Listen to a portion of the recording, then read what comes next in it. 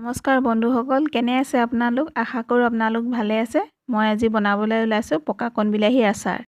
ভিডিঅ'টো আৰম্ভ কৰাৰ আগত বন্ধুসকল আপোনালোকলৈ এক অনুৰোধ থাকিল, মোৰ এই চেনেলটো আপোনালোকে লাইক কৰিব, ছাবস্ক্ৰাইব কৰিব আৰু ভিডিঅ'টো যদি ভাল পাইছে শ্বেয়াৰ এটা কৰি দিব। আহকচোন বন্ধুসকল, আচাৰ বনাবলৈ আমাক কি কি প্ৰয়োজন হ'ব আমি চাই লওঁ। এয়া আমাৰ প্ৰথমতে লাগিব কণ বিলাহী, গোটা সৰিয়হ লাগিব 3 চামুচ, পাঁচফোৰণ 2 চামুচ, পাঁচফোৰণ মই অলপ ভাজি অকণমান খুন্দি লৈছোঁ আৰু জলকীয়া 5-6টামান লাগিব। জলকীয়া গুড়ি 2 চামুচ লাগিব আৰু চফ গুটি 2 চামুচ লাগিব।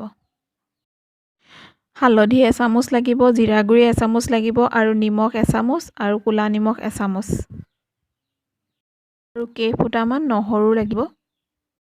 2 চামুচ ভিনেগাৰ লাগিব আৰু চেনি লাগিব 2 চামুচ। সকল আচাৰ বনাবলৈ আৰম্ভ কৰোঁ। এয়া কেৰাহীত মই তেল দিলোঁ।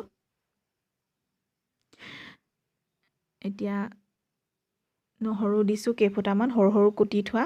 এয়া জলকীয়া 3-4টামান দিছোঁ, সৰু সৰুকৈ কুটি লৈছিলোঁ। এইখিনি অকণমান ভাজিব লাগিব।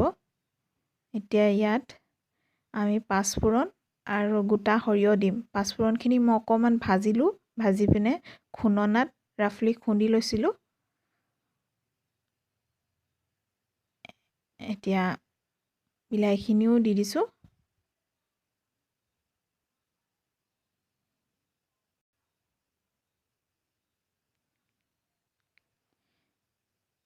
এতিয়া নিমখ দিব লাগিব 1 চামুচ, ক'লা নিমখ দিছোঁ 1 চামুচ, এইফালে জিৰা গুড়ি 1 চামুচ দিছোঁ। এতিয়া হালধি 1 চামুচ দিছোঁ।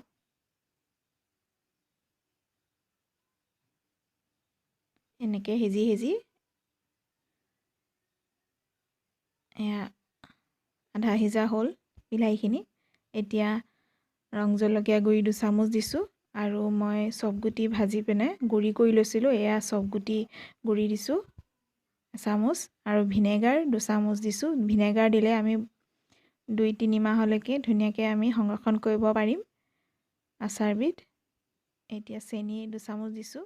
আপোনালোকে ফ্ৰিজত এয়াৰটাইট বটল এটাত ধুনীয়াকৈ ৰাখিব পাৰিব 2-3 মাহলৈকে আৰু মাজে সময়ে ৰদাবও পাৰিব আচাৰখিনি। এয়া আমাৰ আচাৰ ৰেডি হৈ গৈছে। তেলখিনি ওপৰলৈ উঠি গৈছে, মানে আমাৰ আচাৰো ৰেডি হ'ল। ধন্যবাদ।